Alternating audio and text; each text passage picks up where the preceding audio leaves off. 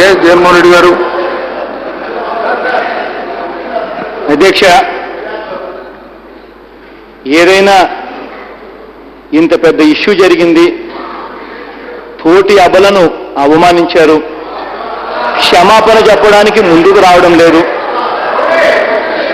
అయినా గట్టిగా పట్టుకుందామంటే సిఆర్డీఏకి మీకు వ్యతిరేకము, ఇంకొక దానికి వ్యతిరేకము అని మళ్ళా మా మీదనే అబాండాలు, బురద జల్లడమే పని. నిజంగా ఒక కౌరవ సభని ఇవాళ చూస్తా ఉన్నాం అధ్యక్ష.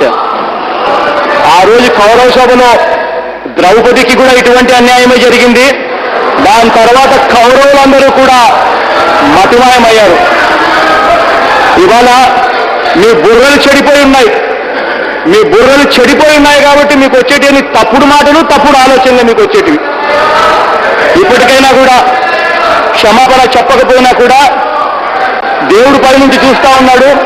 గట్టిగా మీకు మొట్టికాయలు వచ్చే పరిస్థితి కూడా గట్టిగా త్వరలోనే వస్తుందని మాత్రం గట్టిగా చెప్తా ఉన్నా. మీరు చెప్పినట్టుగా అది వాళ్ళ విచక్షణకే వదిలేస్తున్నాం.